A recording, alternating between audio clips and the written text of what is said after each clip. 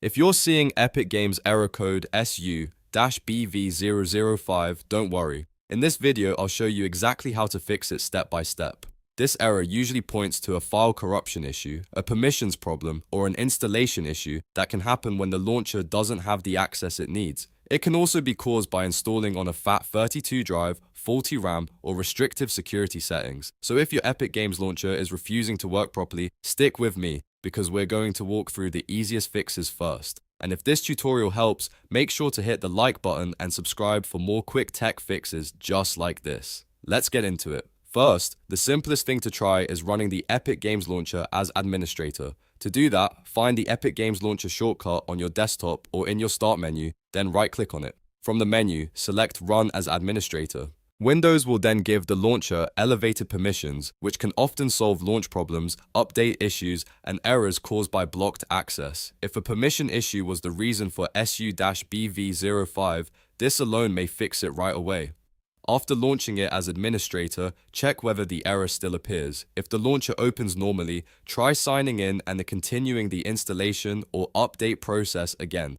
Sometimes the issue is temporary and only happens because Windows didn't give the app enough permission the first time. If it works, great, you're done. But if SU-BV05 is still showing up, move on to the next solution.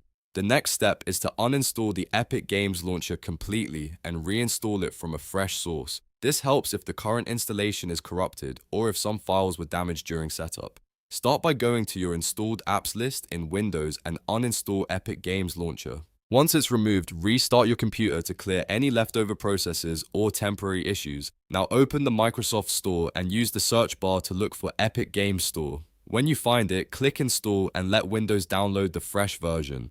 Installing through the Microsoft Store can sometimes resolve issues that happen with the standalone installer, especially if the original install was incomplete or corrupted. After the install finishes, open the launcher again and check whether the error is gone.